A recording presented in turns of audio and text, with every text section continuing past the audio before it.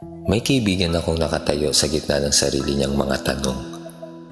Hindi siya nawawala, pero hindi rin siya sigurado kung saan tutungo.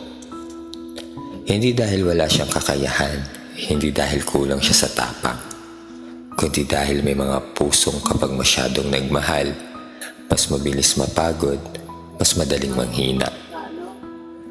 Matagal siyang nanatili sa isang pag-ibig.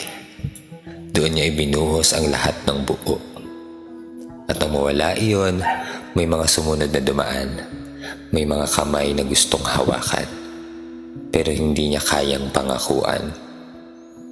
Hindi dahil nilalaro niya ang kanilang damdamin, kundi dahil takot pa siyang maniwala na kaya pa niyang magmahal muli. At doon ko siya mas naintindihan. Doon ko siya mas naramdaman. Dahil hindi lahat ng pag-atras ay pagtakas. Minsan ito'y tahimik na pagsisigaw ng pusong sugatan pa.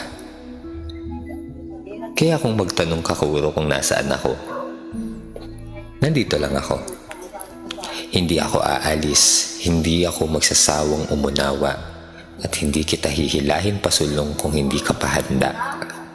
Sasabay lang ako sa paghakbang mo. Kaya ngayong Pasko, hiling ko ang kapayapaan ng iyong isip.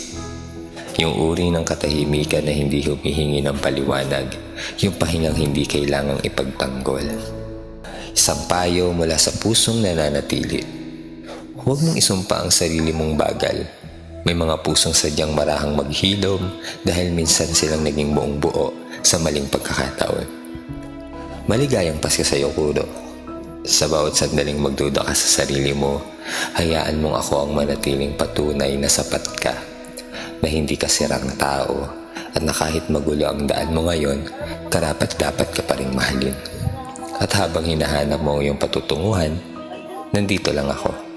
Hindi bilang liwanag na nananakit sa mata, kundi bilang ilaw na marunong maghintay.